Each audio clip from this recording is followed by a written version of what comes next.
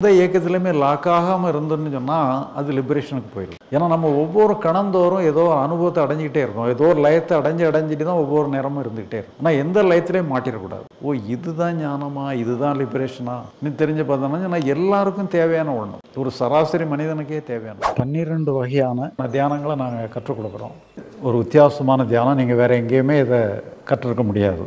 ஆனால் நாங்கள் கற்றுக் கொடுக்குற தியானம் இது நானே டெஸ்ட் பண்ணி நானே உருவாக்கின தியானம். சில தியானங்கள்லாம் பண்ணினீங்கன்னு சொன்னால் உங்களுக்கு ஒரு ஆனந்த அனுபவங்கள் கிடைக்கும், எந்த பிரச்சனையுமே உங்களை தாக்காது. ரொம்ப பவர்ஃபுல்லான தியானம். சிலவங்களுக்கு அந்த தியானத்தை பண்ணினா சிலவங்களுக்கு சில சித்துக்கள் சக்திகள்லாம் கூட கிடைச்சிது. நாளைக்கு என்ன நடக்கும், நம்ம இங்கே இருக்கும் பொழுதே சில மற்ற எங்கெங்கெல்லாம் உள்ள காட்சிகள்லாம் நமக்கு இங்கேயே தெரிகிற மாதிரிலாம் கூட சில சக்திகள்லாம் கூட கிடைச்சிது. ஏன்னா இதில் கொஞ்சம் லிமிட்டடாக தான் ஆட்களை எடுக்கிறோம், நிறைய கூட்டமாக எடுக்கிறது இல்லை. அதனால் நீங்கள் வாய்ப்பு இருந்ததுன்னா கலந்துக்கிடுங்க. இப்போ இதில் என்னன்னு சொன்னால், இப்போ இந்த லிபரேஷன் சொல்கிறது வேறு ஒன்றுமே இல்லை. நம்ம மனசு எப்போவுமே எதையாவது ஒன்று ஒரு லயத்தில் அடையணும், ஒரு அனுபவத்தை அடைஞ்சு தான் நம்ம எல்லாத்தையும் புரிஞ்சிகிட்டு இருக்கோம். மனதினுடைய இயக்கமே அதுதான். ஆனால் அது எந்த இயக்கத்திலையுமே லாக் ஆகாமல் இருந்துன்னு சொன்னால் அது லிபரேஷனுக்கு போயிடும். ஏன்னா நம்ம ஒவ்வொரு கணந்தோறும் ஏதோ அனுபவத்தை அடைஞ்சிக்கிட்டே இருக்கோம், ஏதோ ஒரு லயத்தை அடைஞ்சிட்டு தான் ஒவ்வொரு நேரமும் இருந்துக்கிட்டே இருக்கும். ஆனால் எந்த லயத்திலையும் மாட்டிடக்கூடாது. அப்படி லயத்தில் மாட்டக்கூடாது, எந்த லயத்திலையுமே தங்கியிருக்கக்கூடாதுன்னு கண்டுபிடிக்கிறதுக்கு பேர் தான் அண்டர்ஸ்டாண்டிங், நம்ம ஞானம்னு சொல்லி சொல்லுவோம். ஆனால் லயத்து மூலமாக தான் நமக்கு அனுபவமே கிடைக்கும். ஏன்னா ஒரு சராசரி மனிதனுடைய நிலையே அதுதான். மனோ லயம் ஏற்படுற மேலே தான் நமக்கு அனுபவமே ஏற்படும். அனுபவத்தை ஏற்பட்டாங்கன்னா அந்த எந்த அனுபவத்திலையும் தங்கி இருக்கக்கூடாது. இப்போ நாம் என்னன்னு சொன்னால், தியானங்கிற பேர்லையோ மற்ற யோக சாதனைகள்ங்கிற பேர்லையோ நல்ல அனுபவத்தை தங்கி இருக்கிற அனுபவத்திலேயே நீடிச்சிருக்கணும்னு சொல்லி போடுறோம். அது எல்லாமே நம்மளை கொலாப்ஸ் பண்ணிடும். ஏன்னா சில அனுபவங்கள் வரும்பொழுது என்னன்னு சொன்னால் அதெல்லாம் உண்மையிலே இது ஒரு ஹார்மோனல் எக்ஸ்பீரியன்ஸ் தான். இந்த டொப்பமைன்னு சொல்லி ஏதோ ஒரு கிளாண்ட் சுரக்கிறது மூலமாக சில அனுபவங்கள் ஏற்படுறதுனால தான் அந்த பரவச நிலைகள்லாம் ஏற்படுது. அதை நம்ம அளவுக்கு மீறி சுரக்க விட்டோம்னு சொன்னால் அது இந்த மாதிரி சில பிரச்சனைகளை, ஒரு நோய்கள் தன்மையை ஏற்படுத்திடும். எல்லாமே வரணும், எல்லாமே போகிற மாதிரி இருக்கும். ஏதாவது தங்கி பெர்மனண்ட் ஆகிட்டுன்னு சொன்னால் கொலாப்ஸ் பண்ணிடும். அதனால் எல்லா அனுபவங்களும் கரெக்டு தான், எல்லா லயமும் கரெக்டு தான். ஆனால் அந்த லயத்துலேருந்து விடுபடவும் தெரிஞ்சிடும். அப்போ அது வினாடிக்கு வினாடி புத்தம் புதுசாக இருக்கணும். ஒரு ஆறு ஓடிக்கிட்டே இருக்கணும், தேங்கி நின்றுச்சுன்னு சொன்னால் சாக்கடையாக மாறிடும். அப்போ மனசும் வினாடிக்கு வினாடி புத்தம் புதுசாக உண்மையிலே அப்படி தான் இருக்குது. நம்முடைய மனதினுடைய இயற்கையான நிலையே ஒரு லிபரேட்டட் கண்டிஷனில் தான் இருக்குது. அந்த லிபரேஷன் நம்ம கொண்டு வர வேண்டிய அவசியமே இல்லை, எப்போவுமே அதுவாக தான் இருக்குது. நாம என்ன பண்ணிடுறோம்னு சொன்னால், ஒரு நல்ல நிலை வேணும்னு சொல்லி அந்த மனசை டிஸ்டர்ப் பண்ணிடும், மனசை பிடிச்சி வைக்கிறதுக்கு முயற்சி பண்ணி. ஒரு ஆறு ஓடிக்கிட்டு இருக்கு, ஆற்றுக்குள்ளே கையை விட்டு நில்லுன்னு சொல்லி கை விட்டாலும் சரி, அல்லது ஓடுன்னு சொல்லி கை விட்டாலும் சரி, நீங்கள் ஆற்றுக்குள்ளே கையை விட்டீங்கன்னு சொன்னாலே உங்கள் கையை சுற்றி தண்ணி சுழலாம். இந்த வேலையை தான் நம்ம என்ன பண்ணிட்டு இருக்கோன்னா, நம்ம மனசுக்குள்ளே கையை விட்டு நிப்பாட்டுறதுக்கு டிசைன் பண்ணுறதுக்கு முயற்சி பண்ணிகிட்டே இருக்கும். நீங்கள் அதை டிசைன் பண்ணுறதுக்கு முயற்சி பண்ணிங்கனாலே எங்கள் சுழல், தேவையில்லாத சுழல் கிரியேட் ஆகிடும். அதனால் அது இயற்கையான நிலையே சரியான நிலை, அதில் எந்த மாற்றமும் தேவை. இப்போ நம்ம எல்லாருமே நம்ம ஒரு 5 வயசு வரைக்கும் நம்ம அப்படி தான் இருந்தோம். நமக்கு எந்த பிரச்சனையும் கிடையாது, எல்லாமே வரும் போகுங்கிற மாதிரி ஒரு டைனமிக்காக இருந்தோம். ஒரு ஆறு மாதிரி ஓடிக்கிட்டு இருந்தோம். இப்போ ஒரு குழந்தை ஓடி வந்தது, இன்னோசென்ட்டாக ஓடி வந்தது, கொஞ்சம் டிஸ்டர்ப் எல்லாம் கூட கொடுத்தது. ஆனால் அதுக்கு ஏதாவது ஒரு ஃபீலிங் இருந்ததா, அது ஆனந்தமாக தான் இருந்தது, ஒரு இன்னோசென்ட்டாக இருந்தது. ஏன்னா அது அந்த வயசில் அப்படிதான் தான் இருக்கும். ஆனால் நாம் என்ன பண்ணிடுறோம்னு சொன்னால், இப்படி தான் இருக்கணும், இப்படி இருக்கக்கூடாதுன்னு சொல்லி நம்மளே டிஸ்டர்ப் பண்ணிடுறோம். பிறகு தான் ஞானம், லிபரேஷனுங்கிற பேரில் பிறகு நம்ம ஒரு அண்டர்ஸ்டாண்டிங்க்கு வரோம். நம்ம அண்டர்ஸ்டாண்டிங் வந்ததுக்கு பிறகு லிபரேஷன்னா என்னன்னு தருது, மனசனுடைய சுதந்திரம்னா என்னன்னு தருது. ஏன்னா உண்மையிலே என்னன்னு சொல்லி சொன்னால், இது நம்முடைய இயற்கையான நிலை, நம்ம அடையிறதுக்கு அங்கே ஒன்றுமே கிடையாது. ஏன்னா அந்த காலத்து ஞானிகள் எல்லாருமே ஏதோ ஒரு சில ஆக்சிடென்டலாக தான் ஏற்படும். புத்தருக்கும் ஆக்சிடென்டலாக தான் ஏற்பட்டிருக்கு, ரமணருக்கு ஆக்சிடென்டலாக ஏற்பட்டிருக்கு. இப்போ எனக்குமே ஒரு ஆக்சிடென்டலாக ஏற்பட்ட மாதிரி தான். நானாக முயற்சி பண்ணதெல்லாம் அதுக்கு எதிராக தான் பண்ணியிருந்திருக்கிறேன். ஆனால் அந்த ஒரு ஆக்சிடென்டலாக வந்ததுக்கு பிறகு உண்மையிலே என்ன தான் நிகழ்ந்ததுங்கிறத நம்ம அண்டர்ஸ்டாண்ட் பண்ண பிறகு தான், ஓ இதுதான் ஞானமா, இதுதான் லிபரேஷனா இன்னும் தெரிஞ்சு பார்த்தோம்னா எல்லாருக்கும் தேவையான ஒன்று, ஒரு சராசரி மனிதனுக்கே தேவையான. ஆனால் என்னன்னு சொல்லி சொன்னால், நாம் எல்லாருமே நிறைய ஆக்சிடென்ட்களாக இந்த மாதிரி ஆக்சிடென்ட்டில் ஏற்பட்டு ஓடுன்னு சொல்லி துரத்தி, இப்போ ஒருத்தர் ஓடுறாரு, ஓடுன்னு ஓடுறாரு, எங்கேயோ ஒரு இடத்துல இடறி விழுந்து படுத்துடுறாரு. இப்போ அவர்கிட்ட கேட்குறோம், ஐயா படுக்கிறதுக்கு என்ன பண்ணணும்? அவர் கட்டில் உட்காந்துருக்காரு, படுக்கிறதுக்கு என்ன பண்ணணும்? அப்படியே சாஞ்சா படுத்துடலாம். ஆனால் இவர் என்ன சொல்கிறாருன்னு சொன்னால், நீ உட்கார்ந்தா எப்படி படுக்க முடியும், நீ ஓடணும், ஓடுனா தான் கால் இடறி கீழே விழ முடியும்.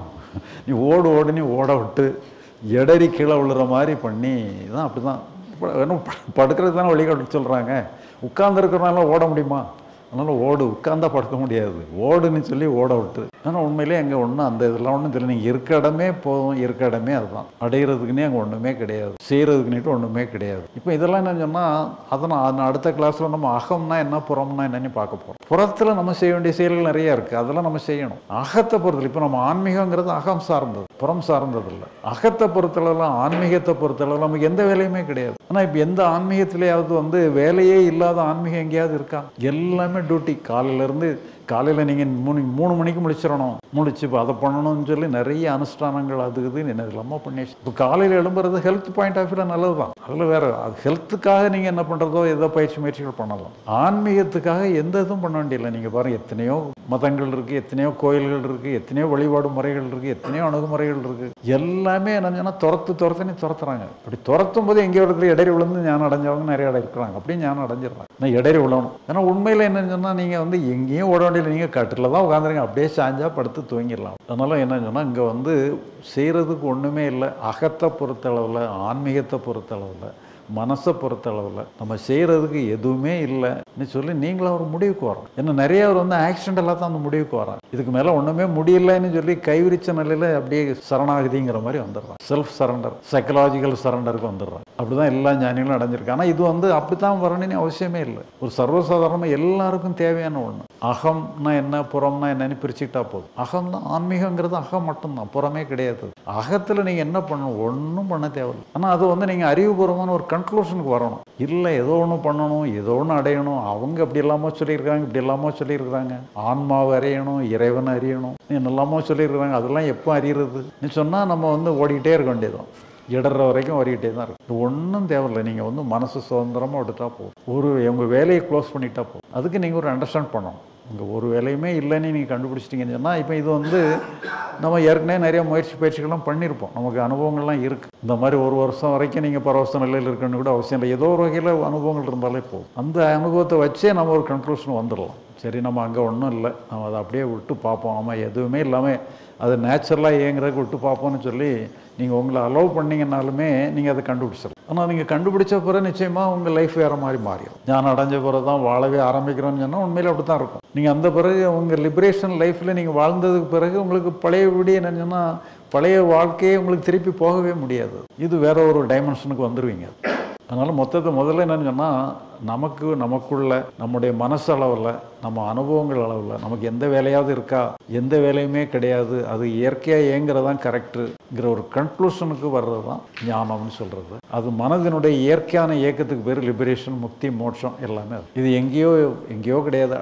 அடிவானத்துக்கு அப்பால் இருக்குது, அந்த வானத்துக்கு 7 வானத்துக்கு அப்பால் இருக்குங்கிறதெல்லாம் ஒன்றும் கிடையாது. இந்த கணத்தில் இந்த இடத்துல தான் இருக்குது. ஆனால் நீங்கள் ஒரு முடிவுக்கு வரணும். ஏன்னா உங்கள் முடிவுப்படி தான் நீங்கள் நடக்க முடியும். நீங்களே ஒரு முடிவுக்கு வந்துட்டீங்கன்னு சொன்னால் உங்களை நீங்களே அப்படியே கீழே போட்டுறீங்க. அதை இயற்கையை எங்கே விட்டுறீங்க. அதனுடைய இயக்கத்துக்கு நீங்கள் குறுக்க நிற்கிறது. நீங்கள் மனசு எங்கன்னா புறத்துக்காக நீங்கள் இயக்கலாம். நீங்கள் ஏதாவது ஒன்று பண்ணி இது இப்படி செய்யலாம் அப்படி செய்யலாம்னு சொல்லி நீங்கள் புறத்துக்காக நீங்கள் செயல்படலாம், உங்கள் செயல்களுக்காக பண்ணலாம். ஆனால் உங்களுக்காகவோ ஆன்மீகத்துக்காகவோ உங்களுக்கு எந்த செயலுமே கிடையாது. அங்கே இயற்கை தான் சரியான செயல். நாமளாக செய்கிறதெல்லாம் செயற்கைக்கு இடமே கிடையாது. ஆன்மீகத்தை பொறுத்தவரை செயற்கைக்கு இடமே கிடையாது. இயற்கைக்கு தான் இடம், செயற்கைக்கு இடமே இல்லைன்னுட்டு நீங்கள் ஒரு முடிவுக்கு வரணும். அந்த முடிவுக்கு வந்தால் போதும். அந்த முடிவு எடுக்கிறதுக்காக தான் நம்ம இந்த முகாமே நடத்துகிறோம். உங்களுக்கு எந்த வேலையுமே இல்லை, உங்களை பொறுத்தளவில், ஆன்மீகத்தை பொறுத்தளவில் உங்களுக்கு எந்த வேலையுமே இல்லைன்னு சொல்லி ஒரு முடிவை நீங்கள் எடுத்துக்கிடணும். நீங்கள் ஒரு அண்டர்ஸ்டாண்டிங் வரணுங்கிறதுக்காக தான் அந்த முகாமை அமைச்சிருக்கிறோம். சில கதைகள்லாம் பார்த்தீங்கன்னு சொன்னால், பிகினிங்லேருந்து ஆரம்பித்து கடைசியில் கிளைமாக்ஸுக்கு வருவாங்க. இப்போ நமக்கு முதல் கிளாஸே கிளைமாக்ஸ் தான். என்னமோ தான் நீங்கள் பக்கவாட்டில் பிரயாணம் பண்ண போகிறீங்க. எப்படி இது ஞானம், எப்படி இது லிபரேஷன் சொல்லி எல்லா இதையும் என்னமோ தான் நீங்கள் பார்க்க போகிறோம். 12 வகையான தியானங்களை நாங்கள் கற்றுக் கொடுக்குறோம். ஒரு வித்தியாசமான தியானம், நீங்கள் வேறு எங்கேயுமே இதை கற்றுக்க முடியாது. ஆனால் நாங்கள் கற்றுக் கொடுக்குற தியானம் இது நானே டெஸ்ட் பண்ணி நானே உருவாக்கின தியானம். சில தியானங்கள்லாம் பண்ணினீங்கன்னு சொன்னால் உங்களுக்கு ஒரு ஆனந்த அனுபவங்கள் கிடைக்கும். எந்த பிரச்சனையுமே உங்களை தாக்காது. ரொம்ப பவர்ஃபுல்லான தியானம். சிலவங்களுக்கு அந்த தியானத்தை பண்ணினா சிலவங்களுக்கு சில சித்துக்கள், சக்திகள்லாம் கூட கிடைச்சிது. நாளைக்கு என்ன நடக்கும், நம்ம இங்கே இருக்கும் பொழுதே சில மற்ற எங்கெங்கெல்லாம் உள்ள காட்சிகள்லாம் நமக்கு இங்கே தெரிகிற மாதிரிலாம் கூட சில சக்திகள்லாம் கூட கிடைச்சிது. ஏன்னா இதில் கொஞ்சம் லிமிட்டடாக தான் ஆட்களை எடுக்கிறோம், நிறைய கூட்டமாக எடுக்கிறது இல்லை. அதனால் நீங்கள் வாய்ப்பு இருந்ததுன்னா கலந்துக்கிடுங்க.